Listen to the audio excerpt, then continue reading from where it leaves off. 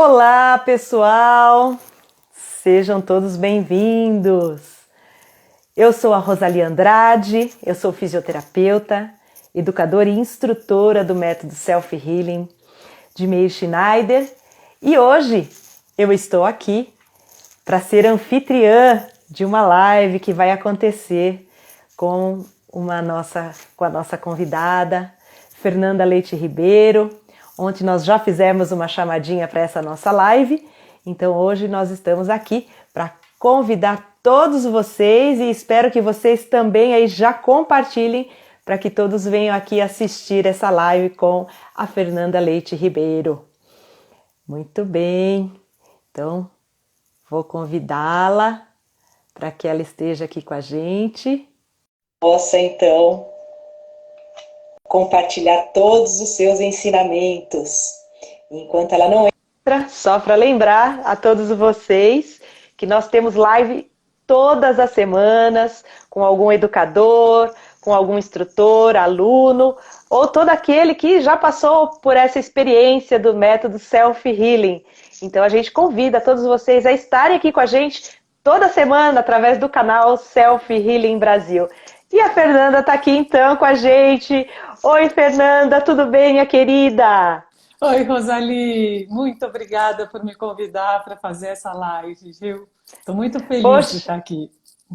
Que bom! Eu tô mais ainda, porque quem ainda não conhece a Fernanda, né? Nós temos aqui um grupo grande que é fã da Fernanda, de tudo aquilo que ela traz pra gente, mas para quem ainda não conhece, a Fernanda Leite Ribeiro, ela é educadora e instrutora do método Self Healing de Meir Schneider, também é optometrista comportamental e, além disso, ela é representante do Brasil, né?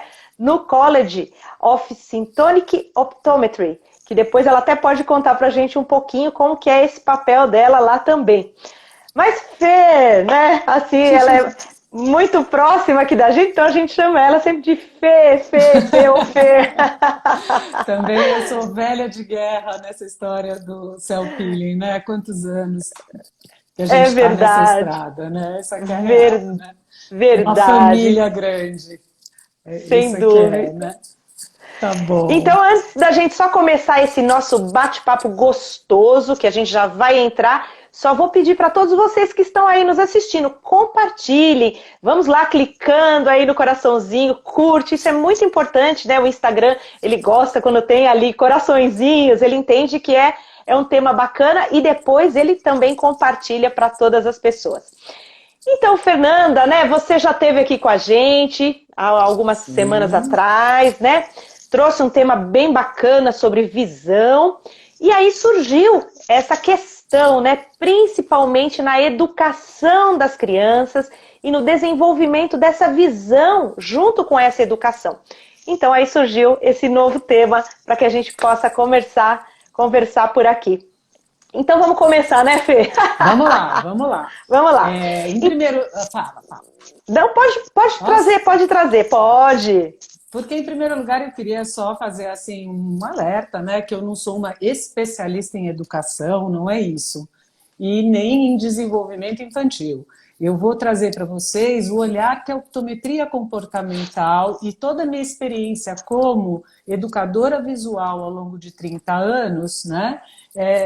Formou uma maneira de enxergar como que seria a melhor forma de trazer uma substância e uma ajuda para que o desenvolvimento infantil, no que se refere à visão, seja o mais equilibrado e adequado possível. Obviamente, existem profissionais muito mais habilitados para tratar disso especificamente. Mas eu achei muito importante a gente trazer esse alerta, especialmente, claro, que hoje a gente não pode esquecer que estamos vivendo tempos estranhos, tempos diferentes, e que colocam questões na cabeça de muitos pais, né? O que fazemos com os nossos filhos que ficaram 1 ano e meio confinados dentro de casa, às vezes crianças muito pequenas, muito menos exposição à luz do sol, muito mais tablets e celulares dos papais ali, requisições deles muito mais pesadas, né? E muitas vezes também muita necessidade dos pais de arranjar um tampa-choro mais adequado do que ficar lá de brinquedo de filho, né? Então, Que não é fácil, né, Fernanda? Ter não, essa de criançada fato dentro não de é. casa, a gente sabe que não É, é. Então precisa muita criatividade. de fato não é, e eu fico feliz, assim, egoisticamente, que hoje eu não tenho mais filhos pequenos, só netos, e que quem cuida deles são as mães. Então, eu não tenho mais culpa no cartório, né? Agora, Mas, sem querer ser assim muito incisiva e começar a pontuar o que deveria ser o melhor ou pior para os filhos, né, de vocês, não é muito essa a ideia, mas a ideia é trazer um pouquinho, assim, uma reflexão do que significam as escolhas que a gente é obrigado a fazer agora e o peso que elas uhum, têm. Então, a gente ganha um pouco mais de ferramenta para avaliar o que a gente está oferecendo para os nossos filhos, né? Porque também todo esse tempo que nós estamos vivendo assim de exceção, eu diria, espero que seja, pelo menos, né? É uma coisa que passa. E assim como a infância também passa e constrói os seres humanos de acordo com a experiência que eles viveram nesse período, né? Esse período é exato, fundamental para isso. exato. Então, Então, Fê, então, diante disso, que é maravilhoso a gente entender que tudo é um processo, né? Desde que a gente nasce, nós vamos nos desenvolvendo, aquele bebezinho se tornando criança, para depois adolescente e adulto. Mas, com tudo isso, o que é que essas crianças desta atual geração estão consumindo? pois é, então, isso aqui foi o toque que eu recebi na outra live da Sula, que me pediu para falar sobre isso hoje, porque a gente, assim, pincelou um pouquinho naquele dia, porque as crianças hoje estão recebendo um tipo de alimento que, pelo menos dentro das cartilhas, né, do que seria adequado, extrapola um pouquinho. Isso já vinha de lá de trás, de hábitos que foram adquiridos ao longo desses anos, a gente sendo bombardeado por novas ferramentas de comunicação e tal, celular já muito mais acessível para criança pequena, tablets dentro do carro para a criança não precisar ficar reclamando para a mãe e perguntando a cada um minuto, já chegou, já chegou, já chegou, fica vendo um filminho aí e me deixa em paz, né? Então, essa série de hábitos, né? Eles Uhum, acabaram se exacerbando nesse período. Mas antes de eu entrar mesmo nesse pedaço, eu queria só trazer para vocês o que é o quadro geral. Por que isso poderia ser um problema? O que certo. significa a visão de fato em nós humanos para que a gente tenha que se preocupar com esse tipo de coisa, especialmente falando dessa fase do desenvolvimento infantil?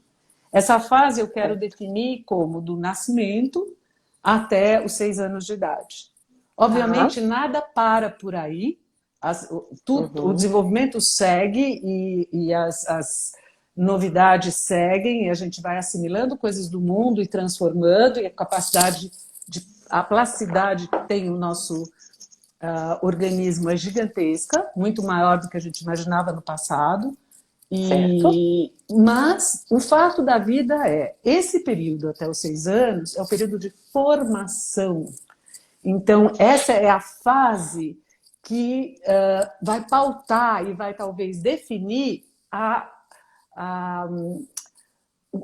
como serão essas habilidades, o nível de Sim, refinamento possível dessas habilidades sem grandes esforços, né? Seria um pouco certo. isso, né? Uhum, Então, eu queria começar só mudando um pouquinho, fazendo uma mudança de paradigma aqui para a gente. Porque nós uhum, temos, assim, uma ideia que os órgãos dos sentidos, todos eles, são feitos como para recebermos as informações do mundo externo.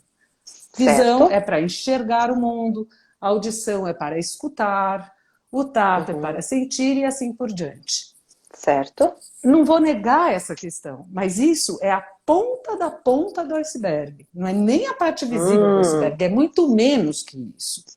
Porque isso certo. não faz nenhum sentido se não houverem as interconexões.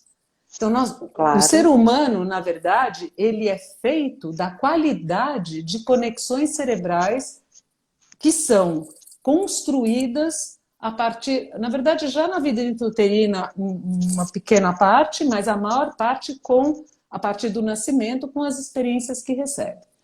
Certo. Não é muito difícil a gente observar isso ao ver um bebê quando nasce, a qualidade de movimento que ele tem, são movimentos estereotipados, movimentos que não são movimentos construídos, eles são movimentos de sobrevivência. Existe um nome para isso, existe gente que estuda isso, que são os reflexos primitivos, né? Mas eles estão ali para garantir a sobrevivência. A partir do momento que o bebê nasce e começa a receber informações do mundo externo, ele começa a construir as conexões entre os neurônios e o cérebro vai ganhando, pouco a pouco, uma inteligência. Certo. Os aspectos da visão, audição, tudo isso, a riqueza deles é quando eles se interconectam, porque visão não foi feita para enxergar.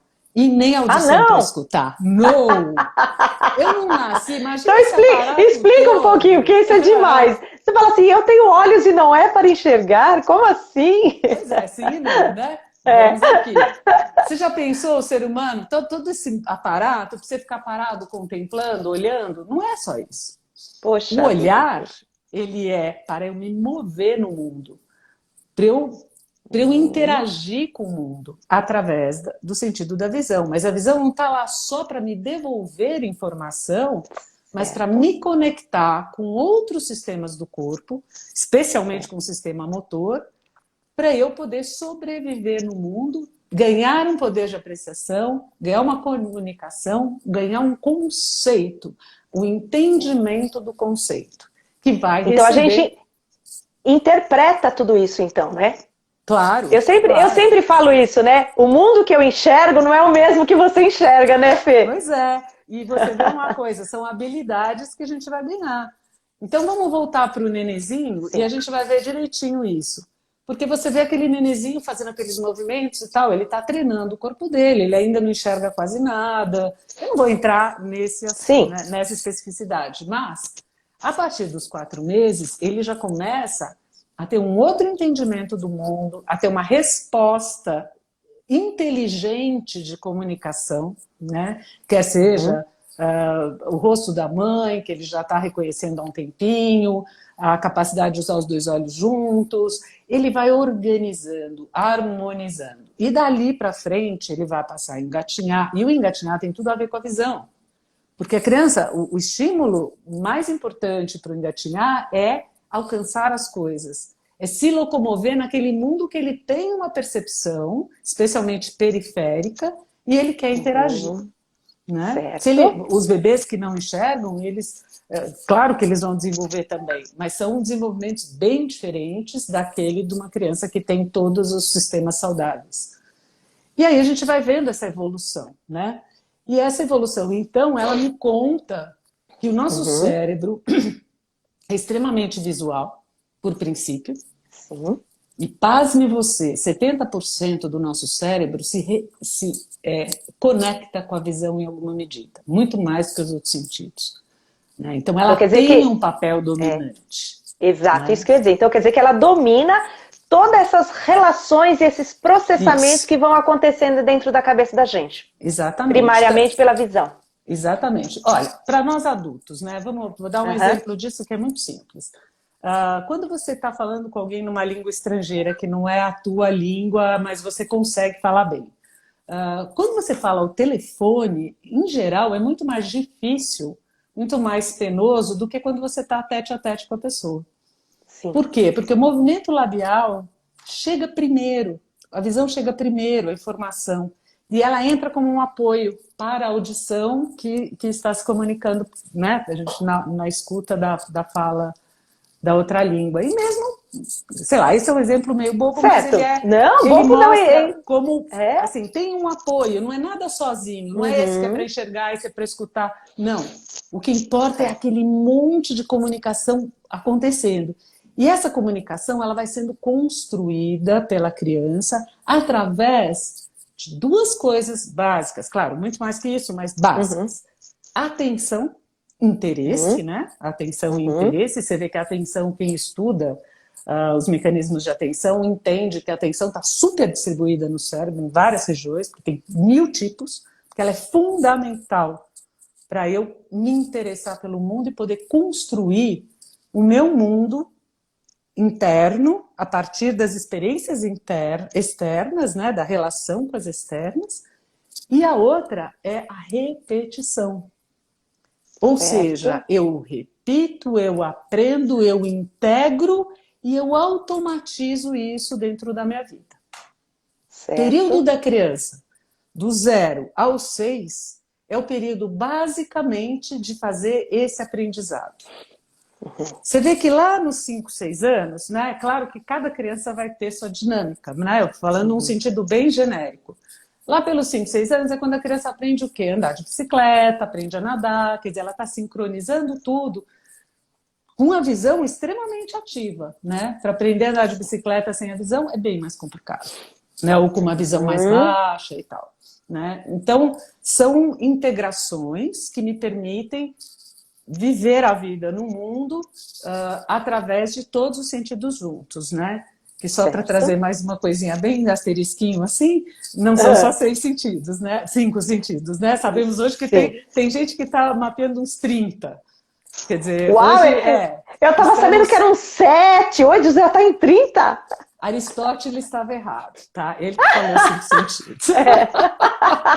Mas a gente continua nessa vibe, né? Porque a gente tem bastante dificuldade de reformar os conhecimentos que a gente recebe nesta fase de criança, porque aquilo fica impregnado, né?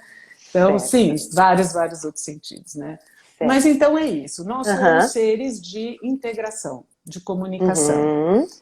E essa é a fase, então, que nós começamos a apreender o conceito das coisas. E aqui, entendendo que a gente está falando, e aí eu venho para a sua questão, né? Entendendo que a gente está falando que nós temos que experimentar o mundo, entender o que serve, o que não serve. Vou fazer outro asterisco, porque eu tenho uma neta de 1 ano. Ah, que linda. E eu tenho acompanhado o desenvolvimento dela, né? Ela já é minha terceira neta, eu venho sempre observando, né? A partir do momento que para mim esse é um assunto, eu fico lá com aquele olhar e tal. E eu vejo quão rápido ela aprende, engatinhando, as coisas que são perigosas. Então, sabe aquela coisa do neném engatinhar, subir 2 degraus e de repente senta na beira do degrau que vai cair? Sim. É rapidinho, é uma queda. Aprendeu. Né? Sobrevivência, né? Sobrevivência, mas ela começa a ganhar habilidade, porque ela entende o perigo e começa a ganhar as habilidades. Vai aprendendo de uma maneira inteligente. Certo. Então vem aqui a primeira coisa, né, que a gente pensa. O caráter super protetor é sempre uma coisa muito negativa para o desenvolvimento. É terrível, né? Porque eu sei que, principalmente, esse é um recado principalmente para as vovós, tá? Não é tanto para as mamães. As vovós são muito mais patifas nessa coisa, né? A gente fala, vai cair, bater a cabeça, né? Não. Se você, claro, você está vivendo no 10º degrau da escada, vai lá atrás que pode se arrebentar mesmo. Pode mesmo, né? Tem certas coisas que a gente precisa evitar, né? Claro. Mas, enfim, então, esse desenvolvimento, ele está muito relacionado com a qualidade de estímulo que a gente permite que a criança tenha. Sim. E aí é que fica a dica, né? Como que a gente, como que nós devemos olhar para isso, agir a partir disso, né? Entendendo que visão é algo que é para você se mover no espaço, ou seja, uma criança que eternamente está dentro de um berço ou dentro de um carrinho passeando passivamente por aí, ela vai ter um tipo de desenvolvimento. Aquela criança que fica no chão o tempo inteiro, comendo terrinha, não sei o quê, ela vai ter outro tipo de desenvolvimento. Você dá um vermelho depois. Pois é, Fernanda. Então, pegando isso que você me traz, uma criança que está lá no carrinho, como você falou, né, ou está na cadeirinha e que para ela, né, não ficar perturbando muito, a gente entrega na mão dela tão precocemente um tablet para ver até mesmo uma historinha, né, um filminho, né, não vamos nem dizer ainda que são as habilidades que daqui a pouquinho elas já estão jogando, mas só de estar ali olhando passivamente provavelmente esse desenvolvimento dela e toda essa integração que você está me contando vai acontecer ou tardiamente ou vai ficar bem deficitária. Sim, ou de uma forma diferente que a gente nem sabe como vai ser, né? Eu às vezes fico me perguntando isso, né? O que será dessa criança que fica sentada e tal. Então, antes de te responder, eu vou lembrar um outro fato da vida. Quando eu tinha minha filha com 1 ano, ela começou a andar assim com 11 meses. E tinha a filha da funcionária da minha cunhada, que a mãe levava no trabalho e deixava a criança no carrinho assistindo televisão o dia inteiro, enquanto ela trabalhava, e a criança ficava. E eram exatamente da mesma idade. Esta menina nem engatinhava, mas falava tudo. Parecia uma coisa meio de filme de terror, porque ela falava perfeitamente com 1 ano. E a minha filha andava, já corria, tropeçava e tal, e não falava nada. Então, olha o tipo de estímulo, né? Ela ficava o dia inteiro diante da televisão versus a outra que morava no mato, a gente morava numa casa fora de São Paulo e tal, então era outro tipo de estímulo. Então, essa experiência, ela pauta muito, e ela vai pautar também as nossas escolhas futuras. Porque a habilidade, ela é muito isso, né? Eu sou boa de esporte, então eu vou ser sempre a primeira escolhida no esporte, eu vou gostar de esporte. Agora, eu sou o último a ser escolhido no time, eu não dou muito certo ali, eu vou escolher me fechar. É um pouco, né, estereotipado assim, mas é um pouco isso também. Sim. Então, o que tem que haver nesse período de desenvolvimento, que é muito importante, é variação. Quando a gente fala de celular e tablet, eles são muito sedutores, porque eles apresentam um mundo fácil de apreender. Porque aquilo passa na tua frente. Você faz um toque de mágica e aquilo acontece.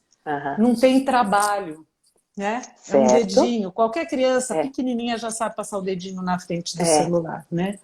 Verdade. E aquilo, então, começa a provocar escolhas neurais, né? Não estou falando de escolhas de decisão, mas neurais mesmo, de funcionamento. O cérebro é muito econômico, ele gosta de trabalhar com pouca coisa. Ele está aqui na nossa cabeça para a sobrevivência da espécie, em primeiro lugar, basicamente. E depois é que tem as outras coisas, né? Então, você prover com variação, você prover essa infância, esse período todo, atendendo aquelas fases corretas do desenvolvimento. Nem dar coisa de mais, nem de menos. Estimular na medida correta. Não é muito difícil, tem livros e livros e um monte de gente falando sobre isso de uma maneira super fácil e muito intuitivo nas mães também. As mães percebem quais são essas fases, né? E eu acho que isso começa a ser a primeira parte do caminho para a gente poder se desenvolver num ser humano hábil, adequado e que seja feliz, porque quando você pode ter habilidades que te permitam fazer escolhas não a partir do que você consegue fazer, mas do que você quer fazer, é completamente diferente, né? Sem dúvida. Então, voltando um pouquinho nessa coisa dos tablets, né? Ele tem algumas coisas que para mim são muito nocivas. E aí eu quero entrar diretamente na questão, né? A primeira coisa que eu acho extremamente nociva é que uma criança pequena que fica muito tempo diante de um tablet, jogando aqueles joguinhos infantis super com carinha de inocente, lindinhos, eles estão, em geral, falseando um mundo 3D. Mas é um mundo 2D, ele é um mundo chapado. Chapado, claro, não tem profundidade, né? Você não sente no tato a profundidade. A relação tato com visão, ela é imensa. Ela é tudo. Eu só enxergo aquilo que, nesse período inicial, né, é o que eu pego e me interesso. A criança experimenta, ela sente. Você vê que os brinquedos infantis são táteis, eles têm um barulhinho, eles têm texturas diferentes, tudo para fazer a composição daquele todo, entender o conceito geral e entender que um chão pode ser áspero, e aí ter seus perigos, pode entender a lisura de certas coisas, e a partir do momento que a experiência está vivida e adequada, ela entra na gente dentro de um padrão de memória, dentro de um padrão integrativo.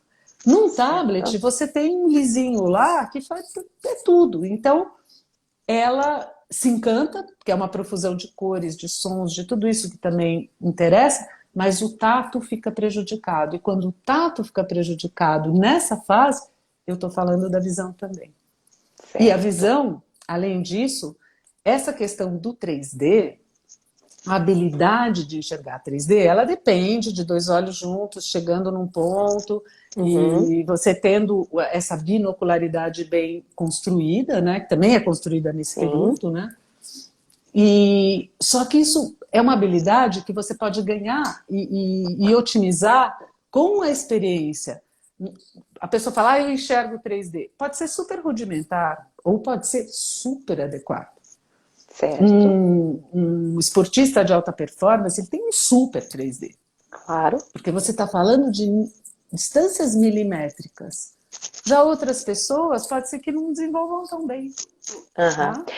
Então, Fê, assim, perfeito tudo isso que você nos traz, né? Da necessidade de ter um contato que eu brinco, que é com o mundo real e não só com o mundo virtual, sim, né? Sim. Mas, a partir da hora que eu estou consumindo muito, principalmente nesse momento do desenvolvimento, em termos estruturais, eu também não posso estar atrapalhando, por exemplo, ficar muito tempo diante de uma luz azul, super, né? Que é essa imagem que a gente recebe.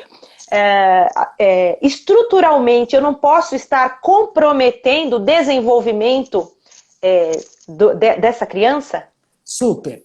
Aí a gente já entra na questão da visão em si mesmo, né? De certo. Como ela está sendo desenvolvida aqui de uma maneira que pode ser harmônica ou não.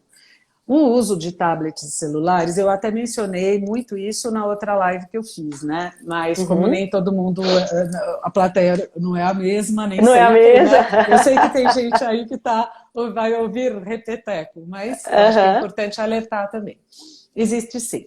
Existe um grande problema e vamos pensar o seguinte, na fase de desenvolvimento, eu estou criando, né? Eu não estou simplesmente reagindo ou usando coisas já construídas, mas eu estou construindo a minha maneira de ver o mundo. Então, primeira parte, quando meus dois olhos começam a se juntar para enxergar um único objeto e conseguem ter o registro de um único objeto, porque até então, até uns 3 meses, a criança está lutando com uma visão dupla, que ela não tem definição, porque é uma visão super rudimentar central, né? A visão mesmo é periférica, do espaço, do movimento, mas ela começa a já ter um certo nível de fusão. Quando a fusão acontece, eu começo a ver 3D. Ao mesmo tempo, eu começo a aprender os mecanismos de ajuste para perto e longe, que o olho vai aprendendo ao longo desse primeiro ano. Quando chegar lá no fim do primeiro ano, uma criança ainda enxerga muito mal centralmente, né? Mas ela está treinando. Todo embaçamento é um treino para ficar bom. Quando eu estou numa tela, e aí eu não vou falar só de primeiro ano, 2, 3, 4 anos de idade, né? Essa é a idade básica que as mães acabam sucumbindo e entregando o tablet na mão das crianças. E é a fase onde aparece a grande maioria dos estrabismos e das ambliopias.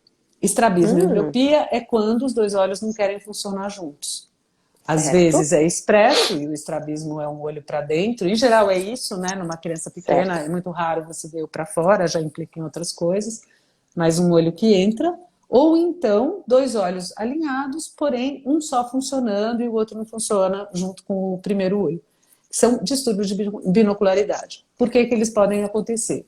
Por dificuldades nessa chegada de perto. O olho não aguenta, porque ele não exige mais do sistema esse tipo de esforço, né? De olhar para um único objeto. Agora, quando a gente põe telas quaisquer dentro dessa equação, a gente está falando de telas onde a imagem que a gente vê, ela não é uma imagem real. São pixels, né? São aqueles pontinhos coloridos em diferentes distâncias que o cérebro está tentando fazer foco. Aí ele fala, eu focalizo nesse pontinho ou nesse pontinho, né? Ele não sabe, então ele fica fazendo um zoom. E é a mesma coisa que quando a gente tenta tirar foto de um celular, de um código de barras, ele fica fazendo zoom também. É isso que o nosso olho está fazendo o tempo inteiro. Então, o olho de uma criança que está aprendendo a enxergar é bem mais complicado. E aí você vê crianças gerando uma hipermetropia, às vezes as exotropias acomodativas, que são problemas na acomodação, que é esse movimento do cristalino de trazer, de focalizar para perto, porque fica tão complicado para o sistema lidar com essa diferença que prefere usar um olho só. Isso é uma explicação assim bem não, mas é mais ou menos isso que acaba acontecendo. Dá para a gente entender perfeitamente isso. Sim. Então, quer dizer que ao invés dessa criança estar experimentando o mundo, né, como você falou, engatinhando, pegando formas, texturas, pegando por todos os seus sistemas, né, para integrar tudo isso, então ela acaba tendo uma sobrecarga, né, ao receber isso e ter que ficar treinando esse zoom, como você falou. Exato. Então, nós percebemos mesmo que há aí um Pois é, então essa é a problema. primeira coisa, quer dizer, é uma coisa bem mecânica que acaba acontecendo. Em segundo lugar, essa tela retroiluminada, né? A tela retroiluminada que facilita, entre aspas, esse enxergar de perto, porque as coisas estão mais contrastadas e tal, mas que, na verdade, ela acaba atrapalhando bastante, porque ela traz essa luz que tem uma incidência grande da frequência de ondas curtas, né, que é o azul, que traz para o nosso ciclo circadiano a ideia de que é dia.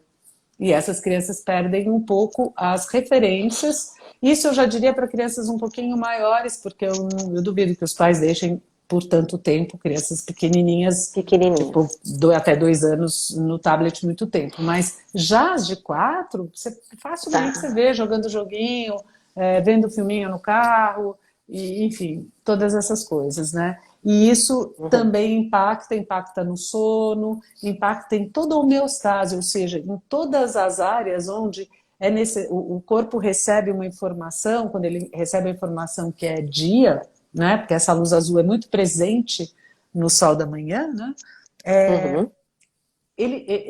esse núcleo que recebe essa informação, ele está vinculado a um núcleo básico do cérebro que está definindo tudo que a gente precisa no corpo em relação à temperatura, a batimento cardíaco, respiratório, parará. Então, quando tem essa coisa de muito alerta, aquilo começa a atrapalhar várias coisas, inclusive alimentação, sono, parará. Então, assim, é complicado. Isso acontece com os adultos também, mas os adultos têm recursos extras porque já tem um cérebro construído e faz um mal danado também. A gente já tratou disso, é um super mal, mas aí é por conta de cada um para fazer sua própria escolha, né? Agora, quando você tem uma criança pequena, a escolha é tua para o teu filho. Então, acho que isso também é importante a gente saber, porque a maioria dos pais às vezes nem sabe disso. Só pensa que não assim, tem noção. Ele gosta, tal. Ele gosta. Exato. Então, eu conheci uma criança que tinha essa idade de 2 anos e a mãe dava muitas horas por dia o tablet. E aí ela dizia, o meu filho detesta dormir. Ele não dorme de tarde, ele não dorme hora nenhuma.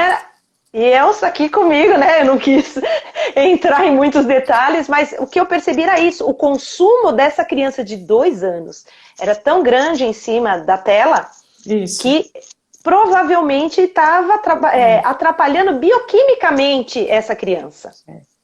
E tem uma outra coisa também que é muito fundamental e muito interessante, né? Voltando um pouco para a neurologia, tudo que a gente enxerga, que a gente pensa que enxergar é um ato meio passivo, né? Entram as informações, chegam lá nos seus núcleos, distribui e tal, e você tem a imagem. Não é bem assim.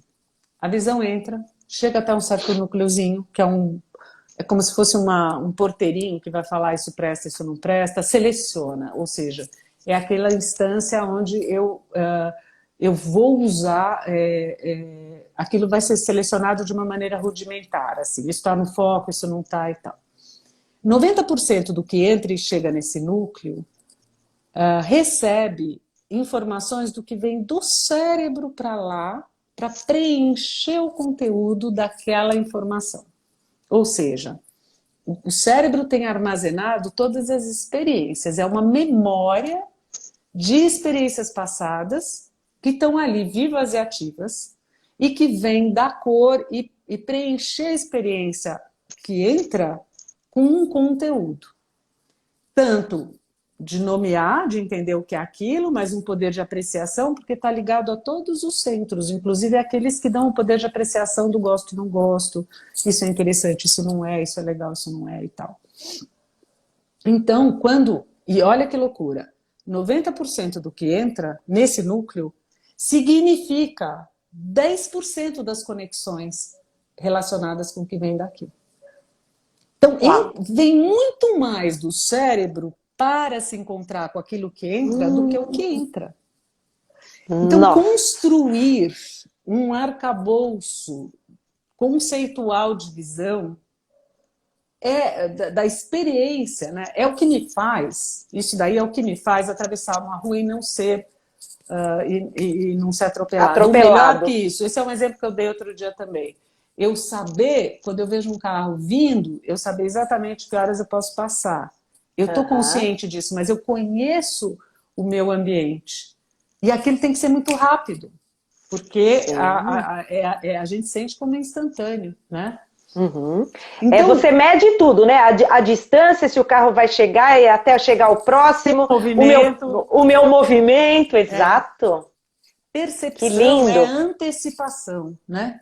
E eu, para ter... Então, aí eu tenho um desenvolvimento qualitativo, que eu posso ter ou não. Então, quando eu estou interagindo com informações que entram para mim de uma maneira passiva, e eu não tenho que lutar por esse conhecimento, ele entra com uma qualidade. E esse período até 6 anos, ele é um período tão de construção que tudo que eu aprendo nessa fase se automatiza, como se fosse algo que eu nasci com. Né? Mas não é. Mas parece que é aquilo assim, não, isso aqui é instintivo. Como dirigir automóvel? Você aprende, é claro que automóvel você aprende lá mais tarde, você também automatiza, né? Você automatiza qualquer coisa que você repita. Sim. Mas a qualidade, quantidade de coisas que até 6 anos você aprende, né, é gigantemente maior do que coisas ao longo da vida. Né? Ao longo da vida você refina coisas, mais do que aprende. Né? Mas aprende também, se quiser. Também, só que repetir igual faz a criança. É que a gente não faz. Quantas vezes uma criança senta e levanta e cai e levanta para aprender a andar? Né? Vai fazer, vai copiar ela o dia inteiro, você vai ver onde você vai parar à noite. Na fisioterapia depois, com dores.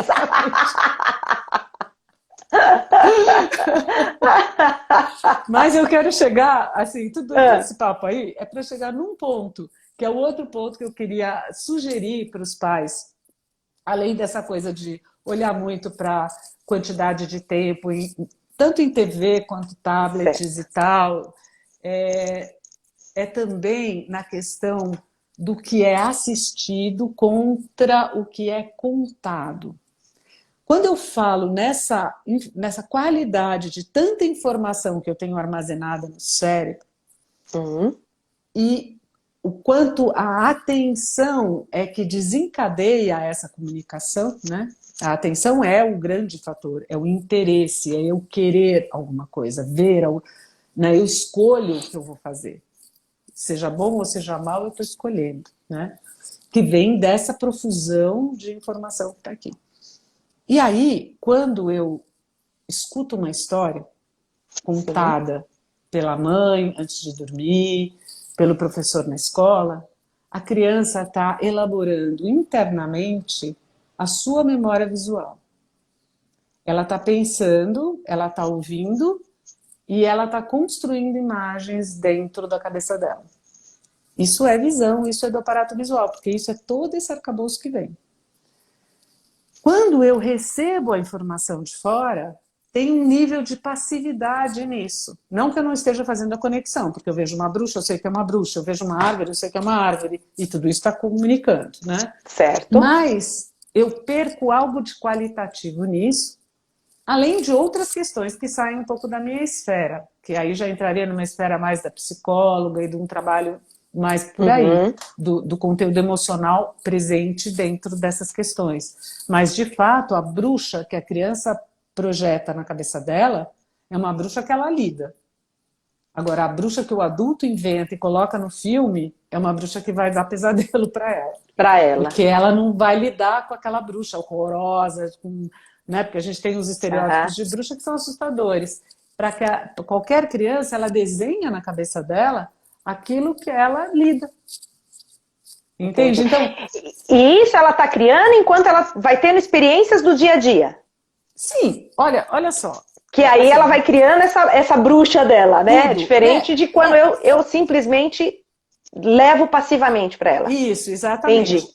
Vamos pensar um negócio. O que é ler um livro, né? Para nós adultos. Ler um livro eu vou contando uma história para mim mesma. O que acontece na minha cabeça? Eu tenho um desenho das coisas que estão sendo descritas no livro. Eu crio na minha imaginação. Sim. Isso é visualização. Isso se chama visualização. Que é tão cara e importante na terapia visual. Quando a gente faz o trabalho de educação visual, a gente está o tempo todo convidando as pessoas a fazerem esse processo de visualização de uma maneira voluntária, de uma maneira regrada. E o quão difícil é para as pessoas fazerem isso, não é? Dá uma preguiça, dá uma coisa e tal. Porque quando você conduz isso que deveria ser espontâneo, né? Trabalhar esse top-down, que é como a gente chama isso, né? Para exacerbar aquilo que entra, ou preencher melhor aquilo que entra com talvez numa qualidade pior, que é o que acontece com as pessoas que buscam ajuda no trabalho de visão, né? Entendi. Então, intensificar esse canal de comunicação é muito importante. Agora, quando você pega a fase de desenvolvimento e desenvolve uma criança apta a visualizar, com uma facilidade grande, com desenvoltura, com alegria, esse é um dado que é como se ela tivesse uma lâmpada de Aladim guardada no bolso para o resto da vida, em relação ao processamento visual, né? E, então é muito rico, muito bacana. E aí, então, assim, meio que concluindo isso, eu sei que hoje, ainda mais esses tempos de pandemia, que todo mundo trabalha em casa, os filhos ali com excesso de energia, nenhum pai está aguentando e tal, eu acho meio inexorável que tenha acontecido isso mesmo, né? Eu não sei como seria eu fazendo isso nessa fase. Agora, é muito importante a gente saber que a gente que essas crianças vão pagar um preço por isso. É uma fase onde tudo é muito rápido, as informações entram e entram mesmo, né? É mais difícil, mas ao mesmo tempo é muito plástico. Então, sempre é tempo para mudar isso. E a criança, assim, que eu sugeriria, né? O velho parquinho de diversão é o grande desenvolvedor dessa fase, né? Gangorra, balanço, gira, corda, bola, elástico, tudo isso, para vocês terem uma ideia, dentro de uma sala de educação visual, a gente simula esse tipo de coisa. Para adulto, criança, para tudo. É sempre isso, trabalhar visão periférica. O que é o balanço, né? Trabalhar a gangorra também, quer dizer, toda essa questão da visão com o movimento real, sentir o perigo real, cair, ralar o joelho, tudo isso faz parte. Certo. Né? Fê, como só faltam 15 minutinhos, porque passa muito rápido, e esse assunto, e você falando, então é uma delícia escutar, é uma delícia. Eu tô aqui aprendendo.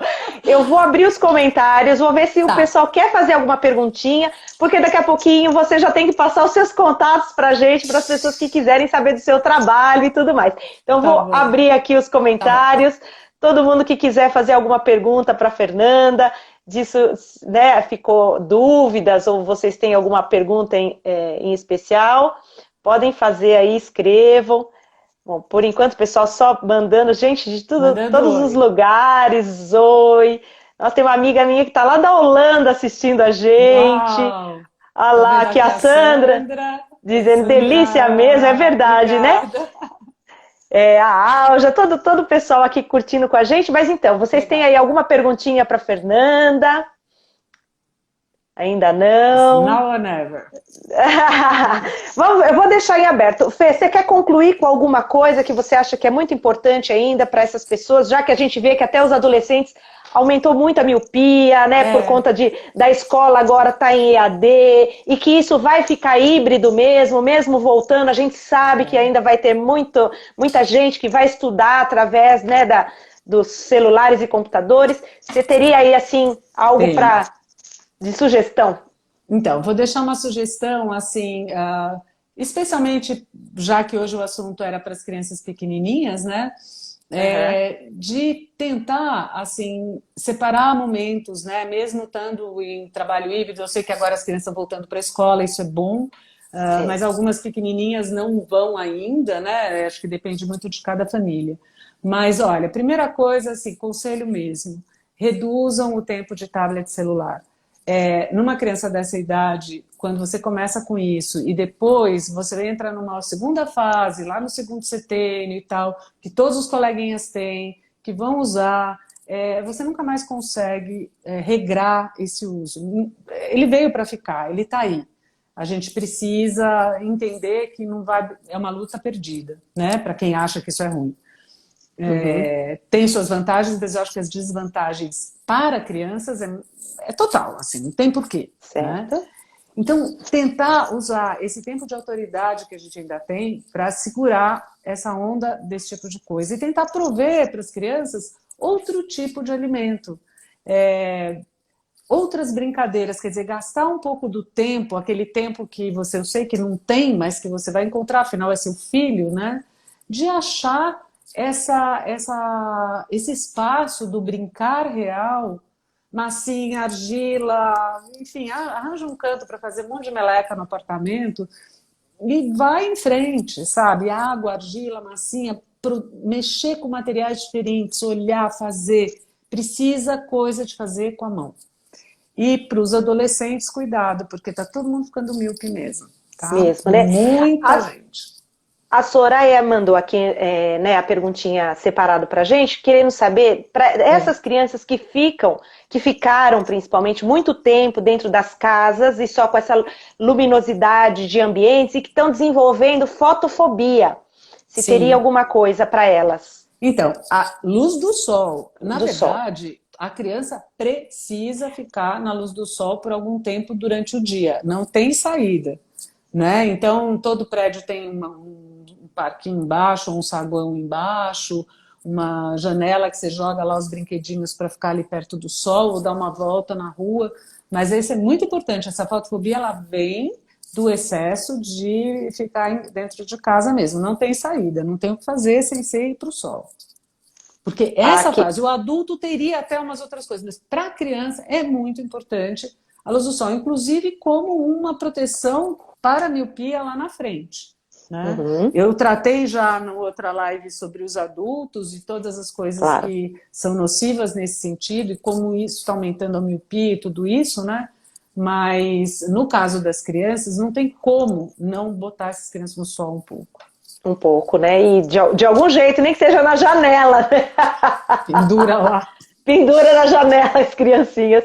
A Jana aqui está dizendo, estamos com os graduandos do curso de Educação Física para pensar as práticas corporais e a saúde visual. Olha que fantástico, é isso mesmo. Bárbaro, é isso. Tem que trazer essa parte lúdica de trabalhar com o corpo mesmo, né, Fê? O trabalho da visão é um trabalho multidisciplinar, não tem como não ser. A gente tem que pensar nos sentidos como isso. Então, a área é multidisciplinar, a área é essa. Não adianta ficar só olhando aqui, olhando ali. Cadê minha atenção? Cadê meu prazer? O senso que delícia que é isso, sabe? Isso tudo tem a ver com integração, né? Então isso é por aí mesmo. Ai, que legal. Legal, pessoal. A Bia está participando com a gente, a Paula, o pessoal todo aqui presente, todo mundo, a Mazé, tá todo mundo mandando aqui, né? dizendo que foi muito legal. Deixa eu só falar aqui rapidinho, que eu estou Pode falar. Essa conversa sobre a relação de atletas de alto nível e o desenvolvimento da visão, né? Na verdade, eu até queria deixar só uma nota aqui. Profissionais de alta performance, eles, fora do Brasil, lógico, porque no Brasil nada não tem ainda isso, né?